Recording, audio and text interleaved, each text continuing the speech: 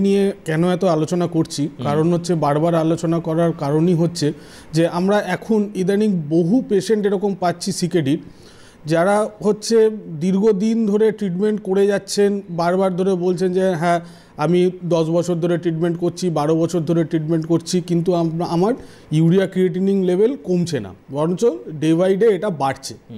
তো সেই কারণের জন্য আমরা দেখছি যে এটা জানা দরকার যে না, এই যে ডায়ালিসিস কিন্তু এর সলিউশন নয়।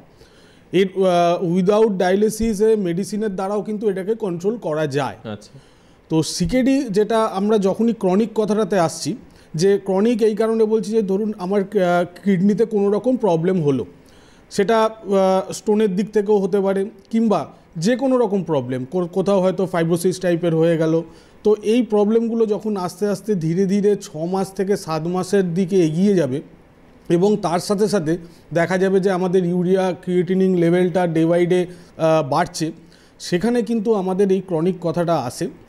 আর এই যে ইউরিয়া ক্রিয়েটিনিনটা বাড়ছে কী জন্য, কিডনিতে যে আমাদের সমস্যাটা হয় সেটা হচ্ছে আমাদের যে ফিল্টারিং রেটটা আমাদের ধীরে ধীরে কমতে থাকে। এবার যখনই এই ফিল্টারিং রেটটা ডে বাই ডে কমতে থাকে তখন কি হয়, আমাদের ব্লাডের মধ্যে ইউরিয়া ক্রিয়েটিনিন লেভেলটা বেড়ে যায়। কারণ এই ফিল্টারিংয়ের মাধ্যমে কি হয়, আমাদের ইউরিয়া ক্রিয়েটিনিনটা আমাদের ইউরিনের মাধ্যমেতে যেগুলো বেরিয়ে যায়, তো সেগুলো কিন্তু আমাদের ধীরে ধীরে ব্লাডের মধ্যে জমা হতে থাকে। তো তখনই এই প্রবলেমগুলো হয়। এবং এই যখন ইউরিয়া ক্রিয়েটিনিনটা বাড়বে তখন যে প্রবলেমগুলো বেশি দেখা যাবে, এই কিডনির প্রবলেম, সেখানে দেখা যাবে যে হয়তো আমাদের পা ফুলতে থাকছে, আমাদের মুখে একটা ফোলা ভাব আসবে। তার সাথে সাথে কী হবে, আমরা সারাদিন যতটা পরিমাণে জল খাচ্ছি ততটা পরিমাণে আমাদের ইউরিনটা হবে না। এবং তার সাথে সাথে কিছু কিছু ক্ষেত্রে দেখা যায় যে আমাদের পিঠের দিকে তলার দিকটা করে একটুখানি পেন অনুভব হয়, যদিও পেনটা সবসময় সারাক্ষণ থাকে না, কিন্তু মাঝে সাঝে হতে পারে। এবং তার সাথে সাথে আমাদের ব্লাড কমতে থাকবে, আমাদের খাওয়া দাওয়ার ইচ্ছাটা চলে যাবে, কিছু খেতে গেলেই মনে হবে একটা গা গুলোচ্ছে, এরকম একটা ভাব থাকবে। তো আস্তে আস্তে কী হবে, পেশেন্ট একদম উইক হয়ে যাবে।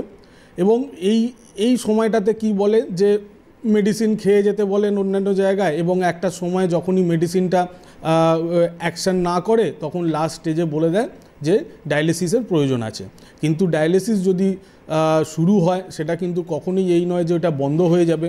প্রথমেতে হয়তো একটা লাগে নিতে, তারপর কিন্তু সেটা ডে বাই ডে বাড়তে থাকে এবং সেটা হয়তো সপ্তাহে 2টো, এরকমও পেশেন্ট এসছে সপ্তাহে 2টো থেকে 3টে করে নিচ্ছে, তাও কিন্তু ইউরিয়া ক্রিয়েটিনিনটা কমছে না। কারণ এই ডায়ালিসিসটাতে কি হয়, আমাদের এই যে ব্লাডের মধ্যে ইউরিয়া ক্রিয়েটিনিনটা জমছে সেটাকে বার করে দেওয়া হয় এবং কিডনি যেহেতু প্রবলেম আছে আবার সেখানেতে জমতে থাকে। তাই সেখানে দাঁড়িয়ে আমরা যেটা ট্রিটমেন্ট করি, আমরা চেষ্টা করি কিডনির ফাংশানটাকে ঠিক করা, কিডনিটাকে ঠিক করা। কিডনির ফাংশান যদি ঠিক হয়, এই ফিল্টারিং রেটটা যদি বাড়তে পারে, তাহলে কি হবে, আমাদের আলটিমেটলি ফিল্টার হয়ে ইউরিয়া ক্রিয়েটিনিনটা বেরিয়ে যাবে।